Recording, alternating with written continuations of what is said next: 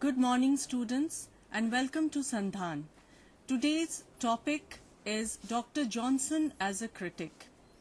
English poet, essayist, critic, journalist, lexicographer, conversationalist, regarded as one of the outstanding figures of the 18th century life and letters. Johnson's literary reputation is part dependent on James Boswell's biography, The Life of Samuel Johnson, with whom he formed one of the most famous friendships in literary history.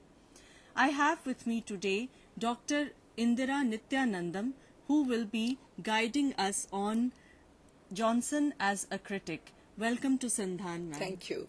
Dr. Nityanandam has done her doctoral thesis on Indian women's writing in English. Her field of special interest is translation studies, Indian writing in English, diaspora, and ELT. At present, she is serving as the principal of Srimati S.R. Mehta Arts College. She is also the chairperson of the Board of Studies for English, Gujarat University. Without wasting any time, ma'am, may I request you to start, please? Thank you, Namita. Good morning, my dear students. Samuel Johnson. Dr. Samuel Johnson, not to be confused with Ben Jonson. Remember, my dear students, right from the spelling, there's a great world of difference between the two. When we talk of Dr. Samuel Johnson, remember, we are in the 18th century. When we talk of Ben Jonson, we go back to the age of Shakespeare. We are in the Elizabethan age. Ben Jonson has J-O-N-S-O-N, whereas Dr. Samuel Johnson has J-O-H-N-S-O-N. What do we remember him as? Of course, we are going to talk about him as a critic. But you cannot talk about a person like Dr. Johnson only as a critic. When we think of him, as Namita just mentioned, there are many roles that he performed. There are many achievements that he has to his credit. And therefore, next slide please, if you look at all that he has been doing, he is certainly a multifaceted personality. He's a poet. One of his most famous poems is London. And again, because it's a common name, do not confuse it with the better-known poem, London, by William Blake. He's a critic, and we're going to talk about it at great length. He was an essayist, contributing to the periodicals of his time, the Rambler, the Idler in particular. He was a biographer, and he was a lexicographer. Maybe for some of you, the word lexicographer is something new. Maybe the word lexicography does not really figure in your everyday knowledge of the English language. The common word that we use is dictionary. Today we call it dictionary. It used to be called a lexicograph. And somebody who writes a dictionary, right? You don't have a writer, you don't have an author of a dictionary, but somebody who compiles the words together, puts them together, used to be called a lexicographer. And when we think of Dr. Johnson, this was one of his most important contributions, not only to his age, but to the English language also. Remember, whenever we look at a writer, we cannot look at him in isolation. Most of you students are in the third year, and therefore you already have behind you 2 years of English literature studies. You are aware of many of the ages. You are aware of many of the writers. So let us quickly try and see who were the contemporaries of Dr. Samuel Johnson. You have Addison and Steele. Do you remember The Spectator? Do you remember how much they contributed to the growth of the English essay, particularly what we refer to as the periodical essay? Do you remember, some of you at least, Sir Roger D. Coverley? Do you remember the Coverley Papers? How both these writers attempted to bring philosophy out of the closets into the marketplace and the coffee houses. The next writer that I think you should know in this age is Alexander Pope. The Rape of the Lock, I'm sure, comes to mind. The Mock Heroic, I'm sure you remember Belinda, who was based on Arabella Fermor. I'm sure you know the lock here does not refer to the key and the lock, but it refers to a lock of hair. Who were the other major writers of this period? Richardson, Fielding, Smollett, Sterne. I'm putting them together because all of them were novelists. And remember, in your history of literature, you have certainly studied that the novel as a literary form really began in this age. You might go back to Boccaccio and think of him as one of the first writers of tales, of stories in Europe. But when we think of English literature in particular, it is the 18th century which really saw the growth and development of the novel as a literary form. Richardson and Fielding are two important names, but we must have Smollett and Sterne also. The next writer is Goldsmith. Remember Oliver Goldsmith? He was a poet, he was a dramatist, he was a critic, he was an essayist, he was a novelist. You have all these that he has contributed. And then Jonathan Swift. Remember Gulliver's Travels? Remember the wonderful Lilliputians? Remember the giants in the land of Brobdingnag? And that brings me to Dr. Johnson. What is the age in which Dr. Johnson lived? What is the age that you call it? Do you call it the neoclassical age? Do you call it the age of Queen Anne? Do you call it the Augustan age? All these names are equally correct. And different writers, different critics prefer to call this age by different names. Neoclassical, because it was attempting, neoclassical, because it was attempting to rival the classical age of ancient Rome. The age of Queen Anne, because she was ruling. Remember, we talk of the Elizabethan age, we talk of the Victorian age, and here we talk of the age of Queen Anne. We talk of the Augustan age because, remember, Augustus Caesar was an important ruler of ancient Rome. What are the characteristics of this age? Johnson himself believed, many critics believe, and I think most of you would agree, that the age in which the writer lives influences his thinking and his writing in great measure. So when we look at the characteristics of this age, the 18th century, the neoclassical age, one important discovery, invention, that contributed to an increase in the reading public is the printing press. Remember the Industrial Revolution, remember the printing press, remember these periodicals that started coming out. I'm sure you know that earlier, when you wrote something, you had to make copies of it.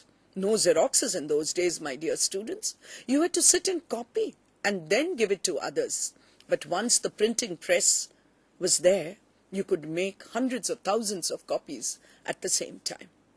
Another characteristic of this period, which I've already mentioned, is the growth of the novel, the growth of the periodicals, the essay as a literary form.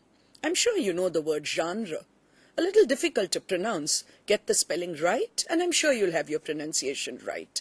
The essay as a literary form or a literary genre.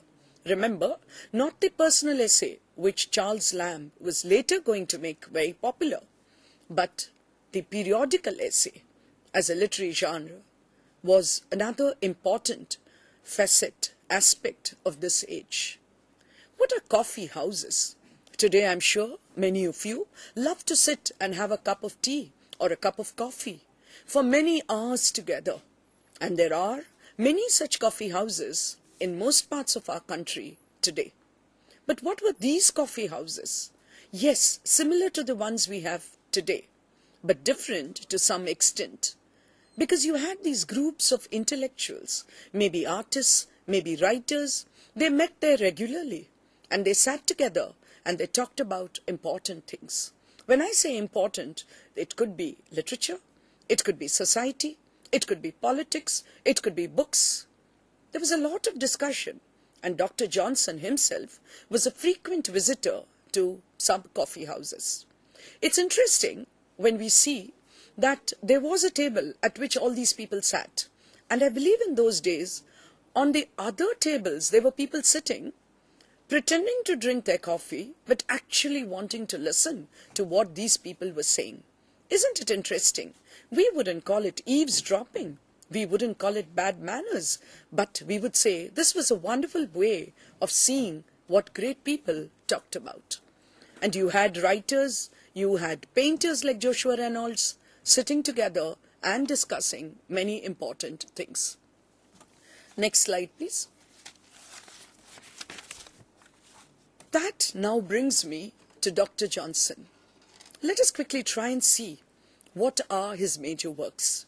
We are to talk about Johnson as a critic, but I would like to tell you that Dr. Johnson did not write any great critical treatises. When you think of Coleridge, you think of Biographia Literaria, but when you think of Dr. Johnson, you don't have any one work like that. Then, how is it that we come to our conclusions about Dr. Johnson as a critic? You know, you have to select, you have to cull, you have to read between the lines in order to understand what he actually wrote. As a writer, Dr. Johnson showed wit, sharpness of mind, fascinating Latinisms, and short Anglo-Saxon words. Many of his works, let me tell you, my dear students, went into major reprints even during his own time. Before I come to Preface to Shakespeare, let me talk about a couple of his works which are not so well known. His first work was translation of Jerome Lobo's Voyage to Abyssinia in 1735. And then he had Irene, which is an unfinished tragedy. That brings me to Preface to Shakespeare, about which we will be talking at length later. We will talk about lives of poets, the number of lives that he wrote. It actually began as a series of introduction to a collection of English poets. Then you have Rasselas, his only novel. More than 200 editions in many languages. The story is like an adventure story. Not very popular. Most of us don't read it. But it is the story of an Abyssinian prince who escapes from his palace along with his sister to see the outside world. Johnson was known for his witticism. Johnson was known for his precise definitions. I'd just like to give you a line from Rasselas where he says, "Marriage has many pains, celibacy has no pleasures." Let me repeat that. Marriage has many pains, celibacy has no pleasures. Then you have his poem, London, which is a modernization of the Roman poet Juvenal's third satire. You have another poem, Vanity of Human Wishes, which was a great success even during his own time. Time permitting, maybe I shall read you some passages from both these poems. Then we come to the Dictionary of the English Language. He started planning this sometime in 1746, but the first edition appeared only in 1755. So for 9 long years, this is what Dr. Johnson was doing, collating words. Because as I told you, you can't write a dictionary. What you really need to do is to compile a dictionary. And what can we say about Johnson's achievement as a lexicographer? That he has superb, precise definitions, that he has immense quotations. That's what makes his first dictionary, a dictionary of the English language, very, very interesting, informative, even today. Another major contribution of Dr. Johnson is his essays to the periodicals Rambler and the Idler. In fact, Dr. Johnson started by contributing to the Gentleman's Magazine, where actually he was himself the editor for a few years. In fact, it was his first job. Other writings of Dr. Johnson that we should just remember when we are thinking of the contribution of Dr. Johnson is the short lives that he wrote of his contemporaries, as well as the parliamentary debates. I believe in those days you could not enter Parliament and jot down anything. So people had to come out after the session of Parliament, the British Parliament. They would come out and they would talk about what happened, what were the arguments, what the debates that took place. And then Dr. Johnson, on the basis of those little notes that he got, I believe he would write the entire debate. This gives us some idea of his ability as a writer, as well as his ability to create, as well as his ability to think. These, my dear students, are the major writings of Dr. Johnson. When we call him a multifaceted personality, we must remember that he was a poet, novelist, dramatist, essayist, critic, and a lexicographer, in addition to being a biographer. Let us now move on to talking about Dr. Johnson as a critic. What is criticism? Most of you know about it. What are the major kinds of criticism? I'm sure you know that too. When did criticism begin? Probably criticism began when the first literary work was written. This criticism might have been formal, it might have been informal, it might have been oral, it might have been written. But whenever there is a work of art, and remember, we use the word criticism in a very general sense too, and therefore you could have criticism, art criticism, when somebody has an exhibition of his paintings. You could have film criticism when a new movie is released. You could have modern books, you could have bestsellers, you could have critics writing about that. But of course, we as students of literature are interested in literary criticism. Let us see what are the chief characteristics of Dr. Johnson as a critic.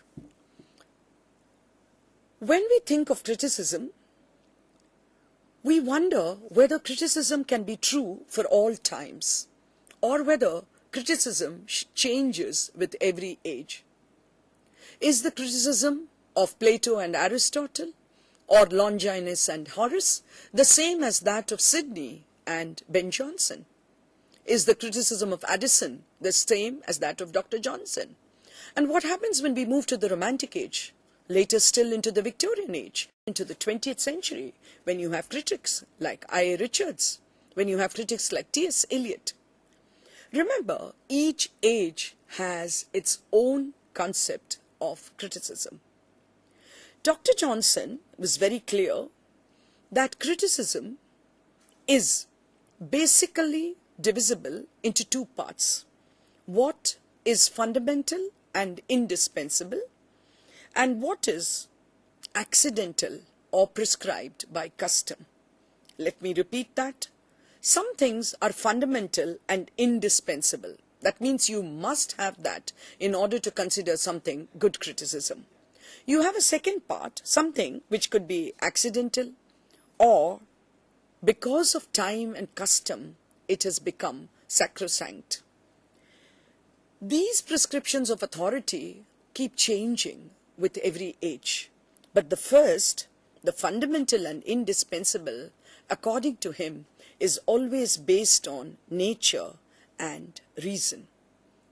That brings us to the first point of Johnson as a critic, and that is the historical approach. In fact, Dr. Johnson has been called the true father of historical criticism in English. What does he mean by this? When you look at a critic, you have to remember that he is conditioned by his age and environment. When you look at a writer, that is, when a critic looks at a writer, he should not judge the writer on the basis of the age in which the critic lives. For example, Dr. Johnson lived in the 18th century, and he's talking about a writer who lived in the 16th century or in the 17th century.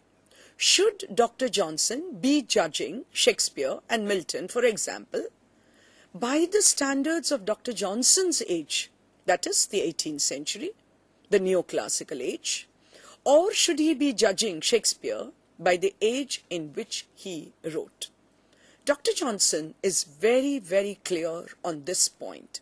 He says, we must remember that every writer lives in a particular age and environment.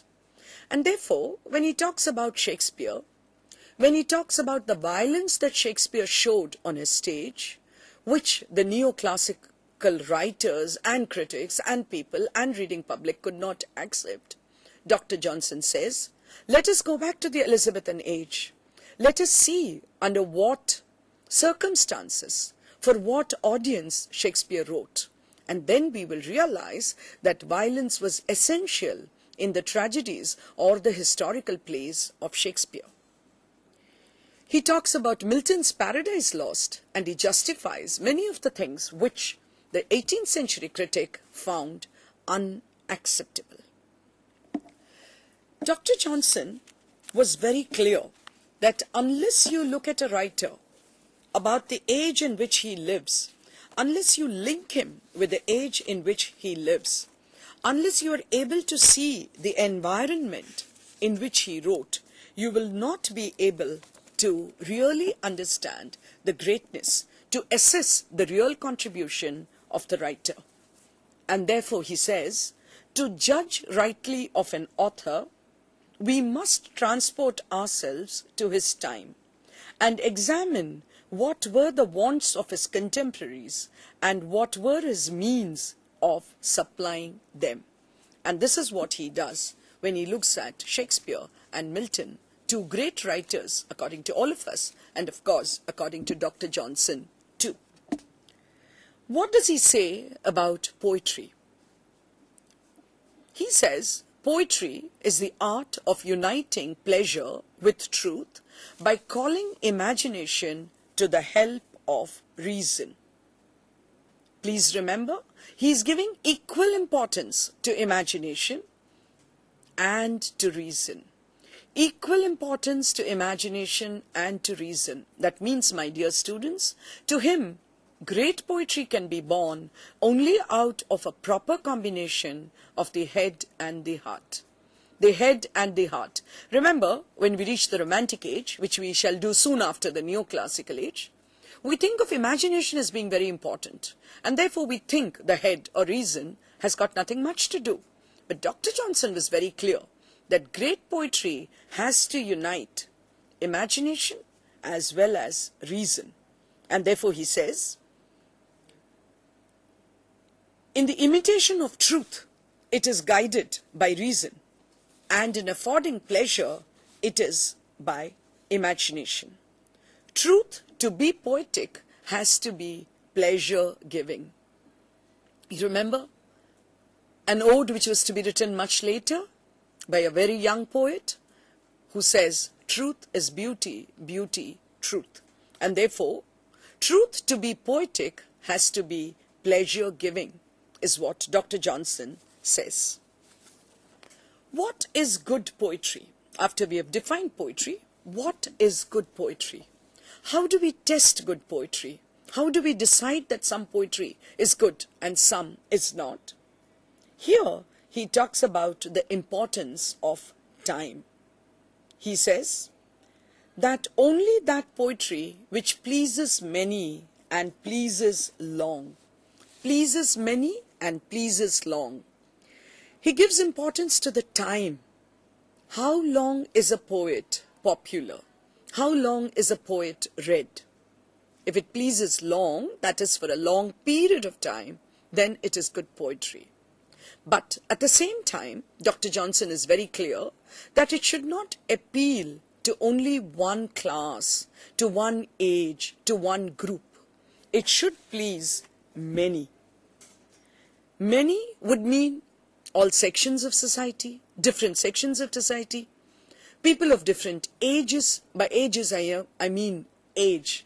That is the age that they are, not the age spelt with a capital A, because that would come under pleases long. It has to be able to speak a universal language. able to speak a universal language. Because if it has to please many and if it has to please long, the language that is used should not be some kind of jargon. The language that is used should not be something that only one class can understand. You know, we use words like slang and jargon. You know what it means. Certain words in our language, any language, whether it's Hindi or Gujarati or English or any language in any part of the world, if it is used only by a particular group, only a particular group understands it. If it is relevant only to a particular profession, then we call it jargon. When we use the word slang, I'm sure you understand that this is not a language which is accepted in writing. It is not a language which is accepted in educated society, in polite society. Slang is okay for everyday colloquial conversation, but not for writing. And therefore, Dr. Johnson insists on poetry being able to speak a universal language, a language that can be understood by all. What about meter? Remember, the neoclassical age believed in rules. They believed in means, and sometimes they thought that the end was not important. Dr. Johnson did not do that. To him, both the means and the end were equally important. And therefore, remember, he talked about pleasure. Pleasing is after all an end. In order to do that, what do you use? What is the means? The means is universal language. And another thing that he insists on is regular meters. Please look at the word. It's not matters, it's regular meters. The importance of regular meter. Not what the Romantic age was going to do. That meter was not important, and therefore even great poets like Wordsworth had different meters in different poems. The importance of regular meters, I insist that you correct that, my dear students. Regular meters were important because, he says, only then will poetry really appeal. And in order to do this, he talks about the kind of language. Remember the figures of speech that you have heard about, you have read about, that you have seen in the poetry that you have read over the last 2 years, the last 2.5 years maybe. What are the figures of speech that you know? Some of you might remember very difficult ones like synecdoche and metonymy and onomatopoeia and oxymoron. But when we think of figures of speech, when we think of alankar in any of our languages, the first two that come to our mind are the simile and the metaphor. Remember, even in our everyday language, we use so many similes, so many metaphors. They've become so common that we refer to them as dead metaphors. They don't surprise us anymore. They don't please us anymore. As cold as ice, as hot as fire, as black as coal, as white as milk, all these are very, very common similes. But to Dr. Johnson, the similes were very important. He says that great poets, when you look at their writing, you will notice the greatest of poets have regular meters, and then the use of similes is very good. He gives you examples from Dryden. He gives you examples from Milton to prove his point. And when he talks about these poets, he is also convinced that the greatest form of poetry is the epic. No wonder there are so few epics in the world. Think of any language in the world, there might not be more than 1 or 2 epics. As is true of the English language, and you know that John Milton in the Puritan age wrote the first epic in the English language. Johnson has great praise for the epic as a literary genre. The two which he does not much care for, and in fact he is very critical of, are the pastoral and the Pindaric ode. My dear students, those of you who have heard of Lycidas, have read Lycidas, have studied it probably as part of your syllabus, might remember that Dr. Johnson was very critical of Lycidas. He thought it was artificial. He thought there was no true grief in it. And one of the reasons for that is he considered the pastoral and the Pindaric ode to be not very good as poetic forms. And therefore, his criticism of these forms. When I talk about the lives of poets a little later, we shall look at this criticism in greater detail. Next slide, please. Then we move on to what he says about drama. He says any good play has to be a faithful mirror of manners and life. Faithful mirror of manners and life. The writer lives in a particular period, in a particular age, in a particular environment. I'm repeating this point again and again, my dear students, because all Johnson's criticism has this as the basis. And therefore, when he talks about drama, he says that it has to be a faithful mirror of manners and life. Being a species of poetry, it should hold up, he says about drama, it should hold up a faithful mirror of manners and of life. It should present human sentiments in human language. A story in a play, according to him, is a picture either of an individual or of human nature in general. If it be false, it is a picture of nothing. A great play is not a story of a few men, but of men in all ages. Their actions, their thoughts, their passions is what they depict. All plays depict, all good plays depict. And that is why he says Shakespeare is great because of this reason. Let us look at the Unities. Remember, you have studied Aristotle as a critic. You have heard about Aristotle. And you do know that he talked about the three unities. Remember? The three unities of time, place, and action. According to Dr. Johnson, the other two, that is, time and place, are not very important. He believes in unity of action. He gives us various reasons for it, and if you look at some of his writings, maybe you will find it in detail. But at the moment, I just want to remind you about what is unity of action. That is, all the actions in a play should be one inseparable whole. That means the threads, remember the Vidushak, what he is doing, he is holding the play together. Remember the chorus, they step in whenever you feel that the play is getting out of hand. He believes that all the action in any good play should become one inseparable whole. And therefore, he says that the unity of action is important.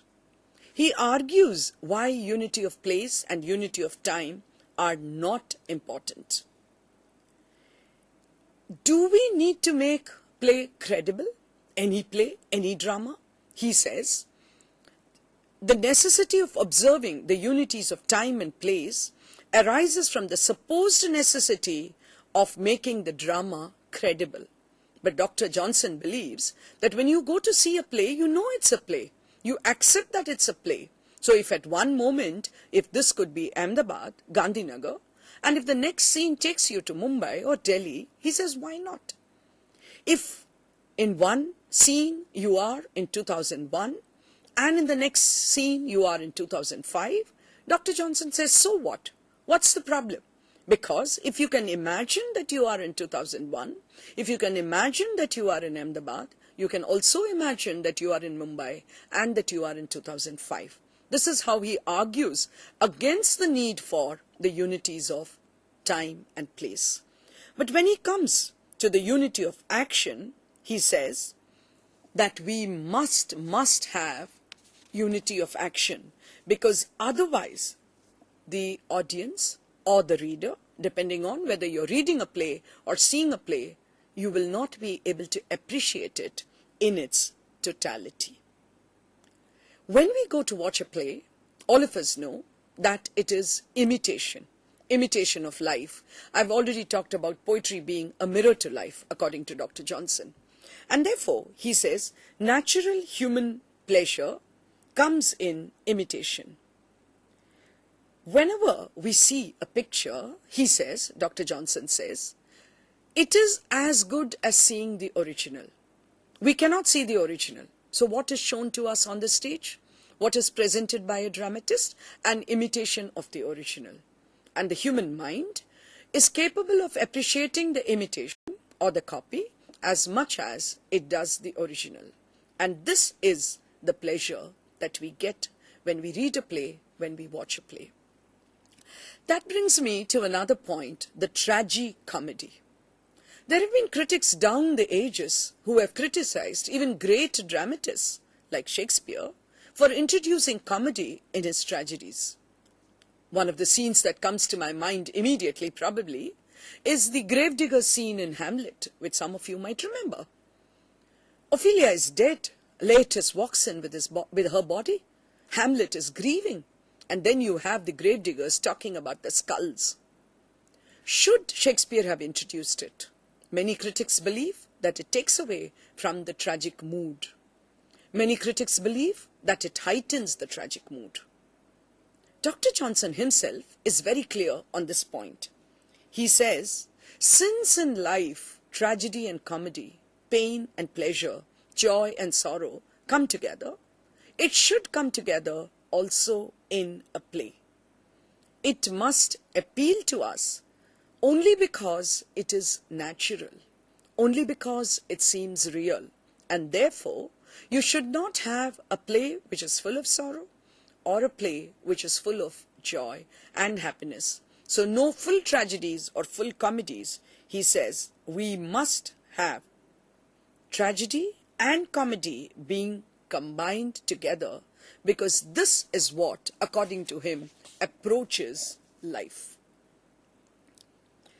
The next point that we have to look at when we think of him as a critic is practical criticism. How does he do that? He applies his judgment to his authors, to the contemporaries or to earlier authors. This is what he does. And he finds that you cannot have rules by themselves. All rules should be tested by application. And this is what he does. For a very, very quick recapitulation, we have been talking about the chief characteristics, right? All the characteristics of Johnson as a critic. But when you look at Johnson, I also want you to remember Johnson as a man. And therefore, I'm going to spend a few minutes talking about the life of Dr. Johnson. And then, of course, I shall go on and read to you some passages from Johnson's great works of criticism. Life of Dr. Johnson by James Boswell, who was born in 1740 and died in 1795. You would remember that Dr. Johnson was born in 1709 and died in 1784. Who was Boswell? Who was Boswell? Boswell was a writer, was a small writer.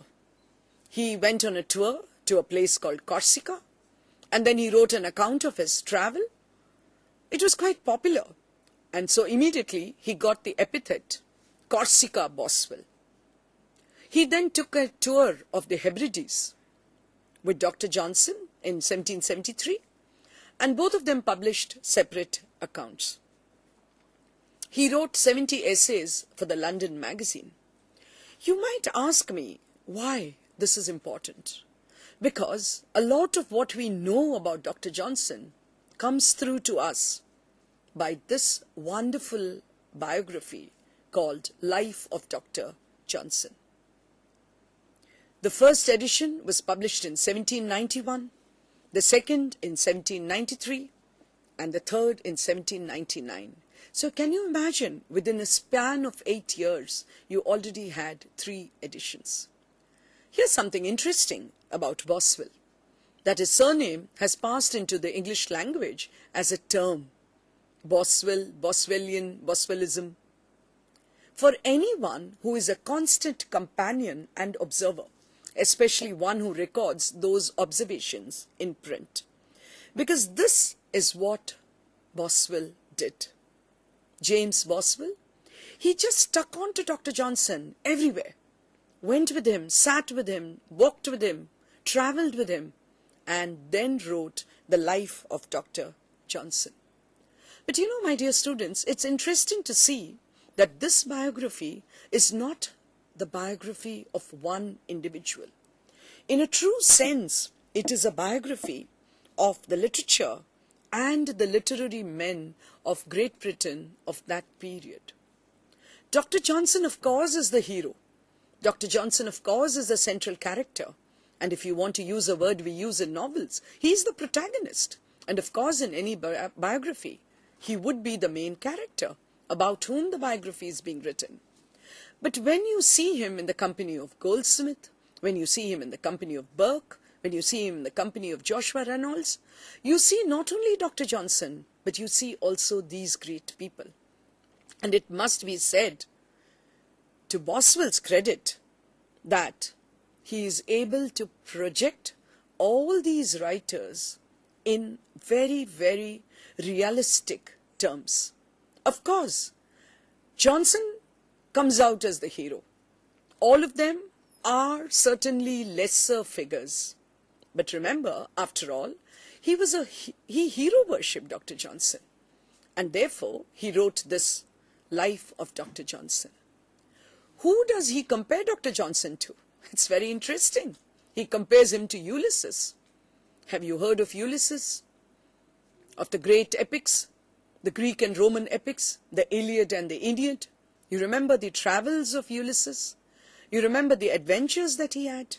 And he says that Dr. Johnson had the ability to travel in time as Ulysses had travelled in space. That is the type of honor, credit, hero worship that we see in Boswell's writing of his biography of Dr. Johnson. Next slide, please. To what extent has Boswell become popular? You must have heard of Sherlock Holmes. You must have heard of his fantastic detective ability. Sherlock Holmes had his constant companion, Dr. Watson, and he calls him my Boswell. That is the kind of companion, constant companion who lives with you all the time. So that's about the great biography of Dr. Johnson, which gives us a clear picture of Johnson as a person, as a writer, and as a great individual. Let us now spend some time talking about two important works from which we get our ideas, from which we draw our conclusions about Dr. Johnson as a critic. The first one that I would like to talk about is Lives of Poets. Dr. Johnson himself called it Little Lives and Little Prefaces to a Little Edition of the English Poets.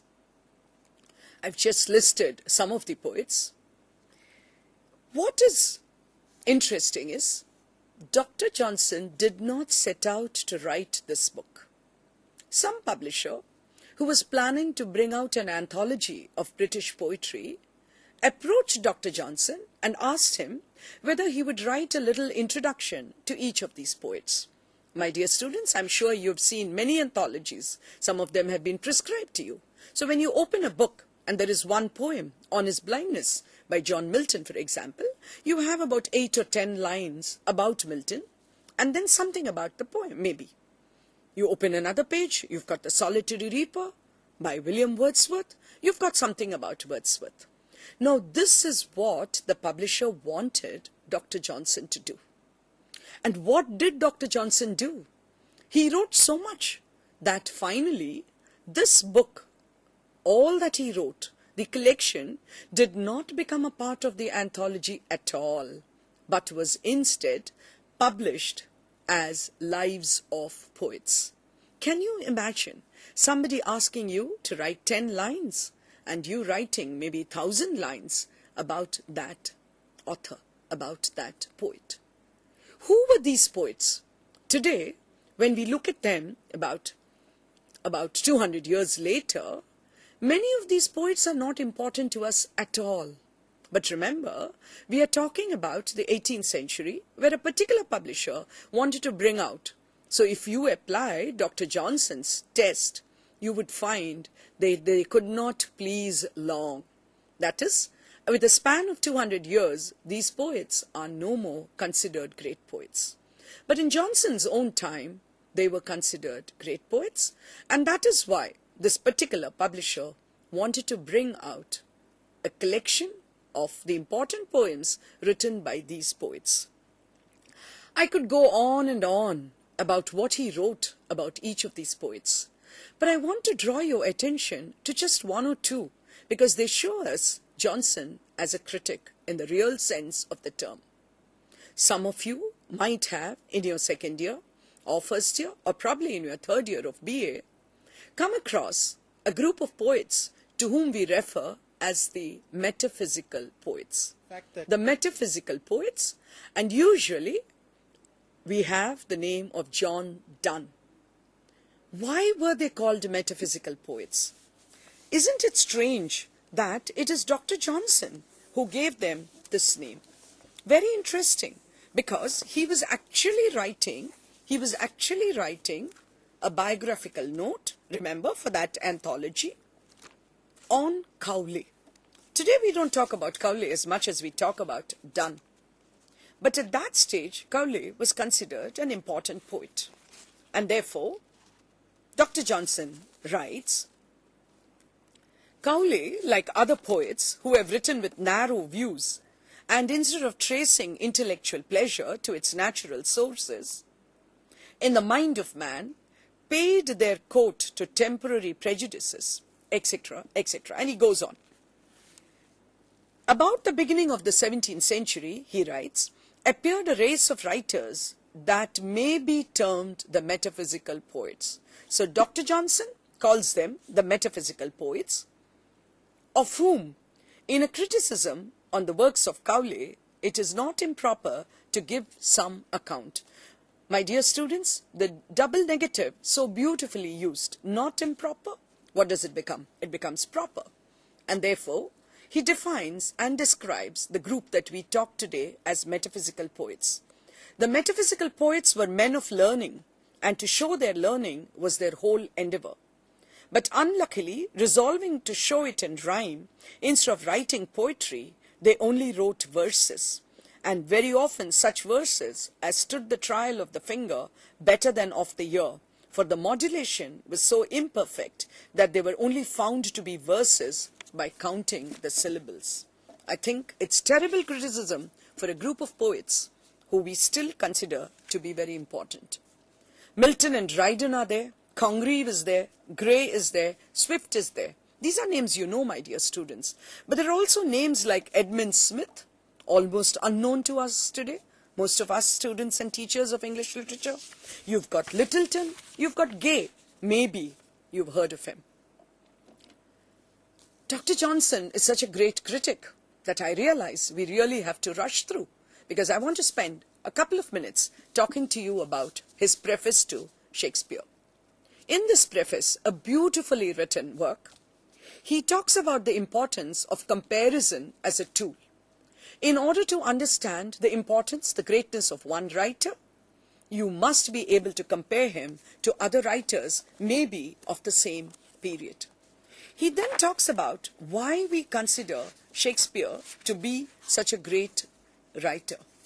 What are the reasons for his continued popularity to this day?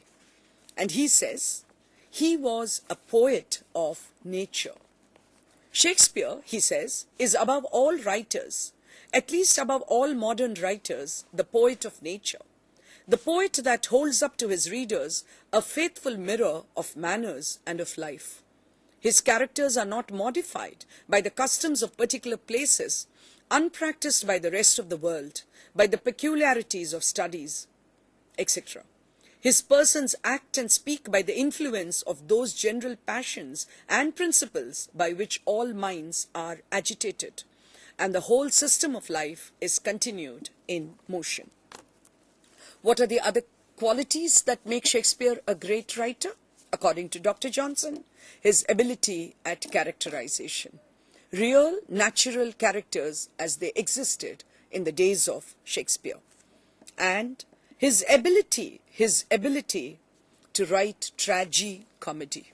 Remember, we've already talked about the importance of tragi-comedy. How does he conclude that Shakespeare is a great writer? How does he conclude? He gives us various reasons, and then he says, and it's beautiful, the simile that he uses, the work of a correct and regular writer is a garden, accurately formed and diligently planted, varied with shades and scented with flowers. The composition of Shakespeare is a forest, in which oaks extend their branches and pines tower in the air, interspersed sometimes with weeds and brambles, and sometimes giving shelter to myrtles and to roses, filling the eye with awful pomp and gratifying the mind with endless diversity. Other poets display cabinets of precious rarities, minutely finished, wrought into shape, and polished into brightness. Shakespeare opens a mine which contains gold and diamonds in inexhaustible plenty, though clouded by incrustations, debased by impurities, and mingled with a mass of meaner minerals. And remember, the mines, the deeper you go, the better you get. It has been much disputed, he says, whether Shakespeare owed his excellence to his own native force, or whether he had the common helps of scholastic education and the examples of ancient authors. If you have the time, you must look at a book like this, which has a collection of some fantastic critical writing down the ages. It would help to sometimes read the writer themselves than to read only about the writer. My dear students, do read the writers themselves, because then you will be able to appreciate the real greatness of the writer. Let us now try and conclude about Dr. Johnson as a critic. Dr. Johnson, a multifaceted personality. What did he do? What did he achieve? What is his contribution to English literary criticism? Of the 18th century, we can certainly say that Dr. Johnson was the last great critic of the age.